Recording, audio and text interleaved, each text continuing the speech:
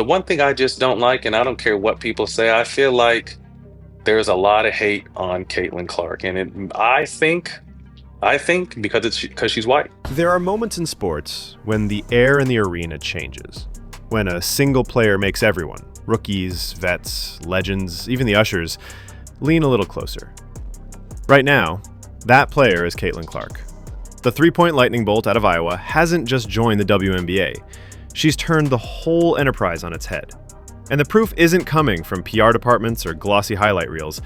It's coming from the people who built the very game she's shaking up. Listen to the room whenever an NBA Hall of Famer opens his mouth. Rings or no rings, these are the men who bled under bright lights, who know exactly how heavy a league can feel on young shoulders. When they speak, we don't get marketing slogans. We get truth, raw, unfiltered, sometimes uncomfortable. Their verdict on Clark is unanimous. Something seismic is happening, and the WNBA ignores it at its own peril. Jeff Teague lit the fuse first.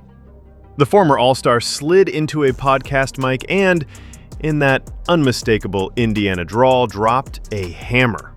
Ain't nobody gonna watch basketball if she ain't playing. If she's not on the floor, folks change the channel. No brand-safe diplomacy, no hedging, just a reality check only a guy who's guarded Kyrie one night and stumbled through an empty WNBA arena the next can give. Teague wasn't hyping her to sell sneakers. He was explaining television ratings in plain English. Star power, real star power, grabs you by the collar. Caitlin has it. And Teague didn't stop there. He dove straight into the deep end. She the best. She's the best ever, bro. I don't care, bro. She's the best ever, bro. So she gonna be like LeBron with the stats. She's going to end up the LeBron of women's hoops. Coming from a player famous for downplaying everyone, including Kawhi Leonard, that comparison lands like a cymbal crash. What Teague sees isn't just a hot start, it's the trajectory of dominance. Numbers piling, banners hanging, billion-dollar broadcast deals knuckling under her gravity. That's not hype, that's trend spotting from someone who's lived the graph before. Michael Thompson, two-time champ and father to the Splash brother himself, followed with a confession. He shared corridors with Magic, Wilt, and a son who once made 14 threes in a single night. Yet he froze when Clark walked past in Indianapolis. The man who introduced Clay to NBA tunnels went speechless. That isn't starstruck. It's paradigm shift recognition. When I was in Indy, I didn't care about that. The only thing I remember about Indy is when I was leaving Cambridge Arena in a loading dock, Caitlin Clark walked right by me. And I froze. I didn't say hello to her. How about that? My favorite basketball player outside of Clay was right there in front of me. There she was. And I said, no, I can't do it. But getting back to your question, you're right. That's what I remember most about Indiana. Caitlin Clark was right there next to me.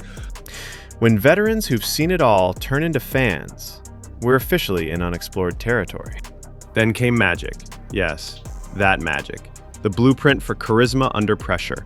Johnson pulled 0 punches. They're going to be tested by these incredible women who've been in the league for a long time.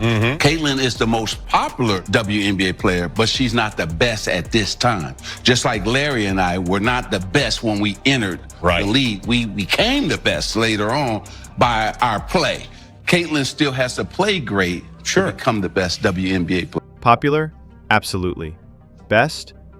Not yet. On the surface, it sounds like a demotion. In reality, it's a coronation schedule. Magic is telling Clark she's entering the same corridor he and Bird once walked. Adored first, crowned later, but only if the play justifies the noise. That's not shade. That's an engraved invitation to immortality. Reggie Miller, patron saint of trash talk grenades, took a different route. He watched Clark eat elbows, forearms, and suspiciously late box outs, then blurted the sentence every polite analyst was tiptoeing around. Now, what I would love Caitlin to do is get up one time and then just slap the out of her. Maybe it's time she gets up and slaps somebody. That's less an endorsement of violence, more a smoke alarm. The league's letting its golden goose become a piñata. If the officials won't protect her, maybe a retaliatory technical will jerk everyone awake. Robert Horry, Big Shot Bob, owner of 7 rings, heard Shaq mutter that Clark should wait her turn and nearly spit out his drink. Shaq said he loved Caitlin Clark, but, quote, she needs to wait her turn. Do you agree with the idea that great players, no matter how great they are, need to wait their turn? This was from Ben. Hey, first of all, let's start off with Shaq. You didn't wait your turn. You didn't wait yours, he reminded the Diesel. In one sentence, Horry torched the myth that greatness needs to stand politely in line. When a rookie is already moving metrics, you hand her the mic. History doesn't RSVP, it barges through security. Paul Pierce analyzed the pressure scale and found it broken. Players like this come around once, sometimes in our lifetime. Mm-hmm. There hasn't been once in a generation, certainly. But no player in NBA, in WNBA history, has had to deal with this, right? What? What she's dealing with. What? Like what is she dealing with? Fouling from day one already, but she's been crowned. I mean, she's already nobody. Who was the face of the league in the first few years of the WNBA? No player, NBA or WNBA, has faced this much this fast, he said, with the stare of a man who once battled LeBron, Kobe, and Detroit's entire front line in one playoff run. Endorsements, ratings, race narratives, jealous vets, Clark's juggling them all before she's even memorized the charter flight menu. Pierce isn't pitying her, he's acknowledging a storm no rookie handbook covers. Leave it to Kevin Garnett to flip the script entirely. It's a privilege too, though. It's a privilege, though. It's a privilege to be in a position where others are hating on you. And when others are hating on you, that means you're doing something right. You know what I'm saying? It's a privilege to be hated, KG growled, reminding everyone that boos are often backhanded applause. You don't draw fouls, elbows, and social media fire unless you're rearranging somebody's hierarchy. Garnett's point is spiritual. Hate is a tax on influence, and Caitlin's filing a hefty return. Rick Barry, Hall of Fame swingman and perennial truth cannon, went policy level. I think it's reprehensible what they're allowing some of these players to do. Anybody that does something flagrant to this young lady for what she's brought to the game should be suspended and fined big time for doing that. Flagrant hits on your biggest draw, suspend and fine. Hard. That's not pampering, it's asset management. Steph, LeBron, Giannis, each gets a long whistle when cheap-shotted. Letting Clark hit the deck unprotected is like leaving Fort Knox unlocked. Barry sees negligence where others see basketball plays. George Iceman Gervin traced the ripple effect to wallets. Charters, primetime slots, network deals, none existed last year. She walks in and suddenly every player is cashing bigger checks. And think about it, y'all. I mean, we're dealing with imperfect people. I mean, when you look at it, they don't know the value that she's bringing for all of them. She bringing they flying private planes now. They went flying private before she came. They on major networks now. They weren't doing that. See, she remind me of Tiger Woods for golf. Yes. He changed the paycheck. If anyone should be rolling a red carpet, it's the teammates, hip-checking her in transition. Gervin likened her to Tiger Woods, a human tide who raises all paydays. Ignore that math, and you fail basic economics. Matt Barnes, never shy, said the quiet part at full volume. I think she has the Tiger Woods effect, the way he put golf fans in a craze. Whether you're a golf fan or not, you tuned in and you wanted to learn about the game because he was so incredible. I think she has that effect. The one thing I just don't like, and I don't care what people say, I feel like there's a lot of hate on Caitlin Clark, and I think because she's white. The hate? A good chunk is because she's white. It's a powder keg statement. But Barnes deals in realities, not platitudes. Clark isn't the first swaggering scorer, just the first marketed as the WNBA's face from day one, blonde ponytail and all. Some people are tripping over that imagery more than her step back. Pretending otherwise won't heal the bruise. Isaiah Thomas broke down the X's and O's. Watch the fever run, he urged. Wings sprint wider, posts dive harder, because they trust Clark will reward the hustle. So what are they doing now? They're running. You see creativity, you see originality, you see all that stuff in transition now because the floor is spread.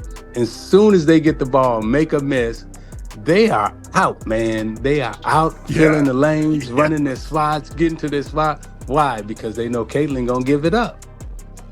That's the beauty that we're watching in basketball right now with Caitlin Clark. She isn't merely chucking logo threes. She's an accelerator, transforming offensive geometry. That's not media hype.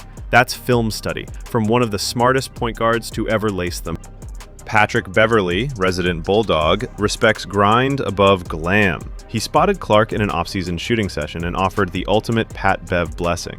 You know I say what's up, but I'm not the type to say what's up to interrupt your workout because I don't like people to interrupt mine. She can shoot the shit out of it. And the WNBA assist leader this past year. She can shoot the shit out the ball. She's a great shooter. And she's one of those workout people. She can shoot the hell out of it, and she lives in the gym. From a man who counts floor burns like trophies, that's basically sainthood. Many see the chartered jet. Beverly sees the 6 a.m. reps. Then Sir Charles detonated the TNT set. Barkley loves the W, but called its treatment of Clark a masterclass in fumbling the bag.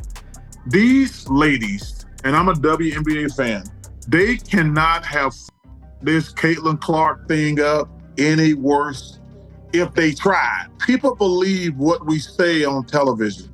Just because people don't like you or your personality, they can't get on TV and slander you. It's just total bullshit. This girl is incredible. The number of attention, eyeballs, she's brought to college and the pros. And for these women to have this petty jealousness, you say to yourself, damn, what is going on here? And the thing I love about her, she never says a word. Petty jealousies, media shade, radio silence from league offices. Chuck stacked the receipts on air. His bottom line? You begged for this spotlight. Now protect it. If Barkley, seldom accused of subtlety, is the voice of reason, you know the situation has skidded off the rails. Thread all those voices together, and the picture becomes unavoidable. Legends aren't casually praising a hot rookie. They're sounding an alarm. Ignore the rating spike, and you'll watch it flatline. Keep treating your meal ticket like a crash test dummy, and the fans, old, new, casual, diehard, will remember. Celebrity is fickle, but disrespect is sticky. Look at the hardwood evidence. Since Clark's debut, pace across the league is already ticking up. Transition possessions are spiking, and social clips of 30-foot pull-ups are outperforming NFL content on off nights. That isn't coincidence, that's cause and effect. Even opponents who secretly resent the headlines find themselves sprinting harder, instinctively spacing wider, because they know any lapse will end up on a viral loop. Talent rises to meet oxygen, and Clark is pumping pure atmosphere into every possession. Owners, meanwhile, are dusting off upgrades they once wrote off as pipe dreams. Expansion cities, bigger arenas, revenue-sharing models that finally look sustainable. Sponsors who could barely pronounce fever 6 months ago are mailing 7-figure proposals. The economic tide isn't theoretical, it's printing invoices. All because a rookie showed up, fired a logo 3, and made everyone in the building reach for their phones. Because here's the secret nobody wants to broadcast. Mainstream relevance is a sprint and a relay at the same time. Clark has exploded out of the blocks. But if the baton fumbles in the handoff, from officials to broadcasters to fellow athletes, the whole race resets to zero. That's why legends are hollering from the sidelines. They understand split-second opportunity. They know how fast a window can slam shut if arrogance outweighs awareness. Caitlin Clark doesn't need pity. She's already playing through closeouts that look like rugby scrums and still dropping dimes you have to rewind twice to believe. What she needs, what the game needs, is for everybody else to get honest. Honest about why the elbows swing higher when she slashes. Honest about why empty arenas suddenly look like Taylor Swift tour stops. Honest about the racial discomfort some feel when the face of women's basketball doesn't match the face they expected. Because here's the bottom line, shouted through the megaphones of Magic, KG, Barkley and company. Momentum like this is rare. Squander it and the WNBA will spend another decade begging casual viewers to tune in. Nurture it, protect it, market it, and the league graduates from niche to mainstream for good. The legends see it. They've lived the blueprint. Magic and Bird resuscitated a floundering NBA in the 80s. Jordan globalized it. Steph turned three-pointers into confetti for the casual fan. Every era has its catalyst. Right now, the WNBA spark is wearing a Fever jersey and shooting from the corner logo. The only question is whether the league will fan that flame or dump cold water on it out of insecurity and ego. So, to the veterans hip-checking her on screens, realize you're riding the same charter she negotiated with her splash. To the front office execs slow-walking marketing campaigns, count the digits on those new rights fees. To the broadcasters splitting hairs about hype versus merit, ask the advertisers which segment they fight hardest to sponsor. And to Caitlin Clark herself, because every good story ends with the protagonist. We'll leave you with Garnett's gospel. Wear the hate like a gold medal. Every elbow, every needless flagrant, every side eye on social media, that's confirmation you're bending the old guard out of shape. Keep bombing threes, keep zipping no-look assists, keep packing arenas that used to echo. Pressure is just proof of value. The legends have spoken. They don't hand out prophecies lightly. They're telling the league, the media, and every player lacing up against Clark the same thing. This is a crossroads. Choose pride and watch momentum evaporate. Choose stewardship and usher in the era fans have been waiting for. And if the decision makers still aren't listening, rewind Barkley's grenade, replay Gervin's Tiger Woods analogy, count the zeros on the next TV deal, and remember one simple fact. Supernovas don't wait their turn. They create a new sky. Caitlin Clark isn't knocking on the door of greatness. She's kicked it open and ripped out the hinges. The only thing left is whether the WNBA steps through after her or gets left staring at a doorway that leads to everything it ever wanted.